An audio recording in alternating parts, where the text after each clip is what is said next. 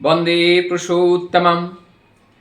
हमारा आचरण जब श्रेष्ठ को साथ में लेकर होता है तब हमारे आचरण में एक परिवर्तन आता है। श्रेयनिष्ठ आचरण, श्रेयनिष्ठ आचरण में हम हमारी जो वृत्ति प्रवृत्तियां हैं और इस वृत्ति प्रवृत्तियां ये चुपचाप बैठी नहीं रहती हैं और ना तो ये कभी खाली रहता है। ये किसी ना किसी को साथ में कर ही लेते हैं, क्योंकि इस सृष्टि जगत में, ये चर और अचर जगत में कुछ ना कुछ ऐसी चीज़ है जिसके प्रति यह आकर्षण बढ़ता चला जाता है।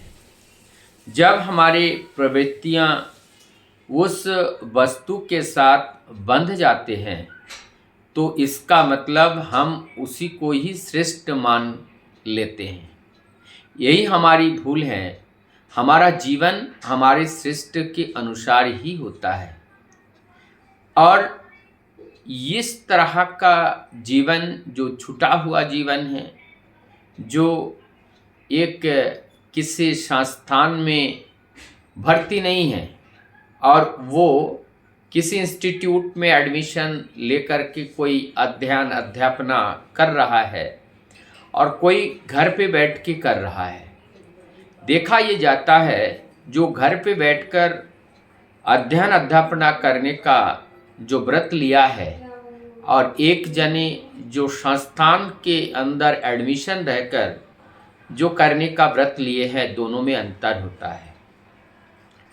जो वास्तव में व्रत लेते हैं प्रैक्टिकली, वो तो नित्य नैमित्त रूप से निरंतर करते चले जाते हैं, लेकिन जो केवल अपने आप को ही व्रत लेते हैं, उनका जीवन और इस दोनों जीवन में बड़ा अंतर होता है।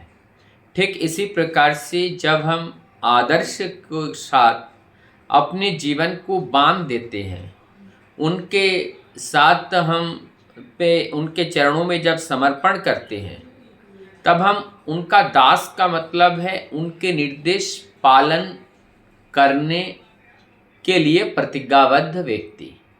तो हम उनके दास बन जाते हैं। तब दास बन करके इस पंचाकृत जो देह हैं, इस देह के द्वारा उनके निर्देश को परिपालन करते हुए चलते हैं। और ऐसे जब हमारी सारी वृत्ति प्रवृत्तियां उस श्राय के प्रति अनुरागी बनकर जब हम उनके निर्देश को पालन करेंगे, जब हम उनके पास रहेंगे, तो निरंतर उनकी निर्देश पालन करते हुए कर्तव्य करना, उनसे वार्तालाप करना, उनके आचरण को अवलोकन करना, उनके आचरण को देखना और उस देख करके उस आचरण को अपने अंदर ट्रांसफ़र करना, ये जो उपलब्धियां होती है, इस उपलब्धि के माध्यम से हमारे अंदर वृत्ति और प्रवृत्तियों का नियंत्रण होता है, कॉम्प्लेक्सेस का कंट्रोल होता है। और कॉम्प्लेक्सेस के कंट्रोल के बिना जीवन की वास्तविक उद्देश्य हम जानने से बहुत दूर रहते हैं। ये बंधन बहुत मजबूत होते हैं। बोलना और प्रैक्टिकली करना ये बड़ा कठिन होते हैं।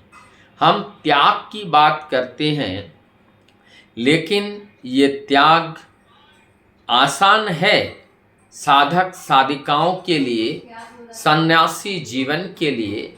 तो इस त्याग तक पहुंचने के लिए वास्तव भोग को हमें समझना पड़ेगा और भोग को समझ करके उसका उपयोग को समझना पड़ेगा।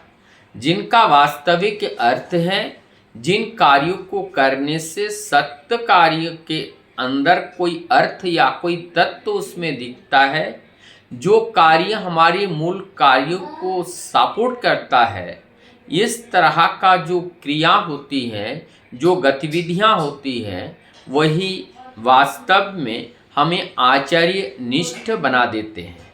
और इस आचार्य निष्ठ बन करके जब हम जीवन को चलाते हैं, तो हमारा ये जीवन एक फूल की तरह नहीं, एक गुलदस्ता की तरह होता है और जो देखने में आकर्षणीय होते हैं, मन लुभावन होते हैं और जगत के हर व्यक्ति या जगत के हर सृष्टि उस गुलदस्ता के लिए लोभनीय होते हैं, उस गुलदस्ता के प्रति उनका आकर्षण होता है और उनको बड़ा बन करके, श्रेष्ठ बन करके अपने जीवन को चलाते हैं।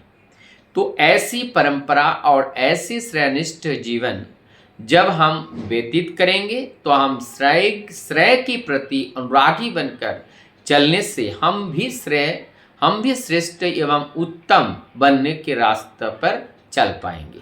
वंदे पुरुषोत्तम।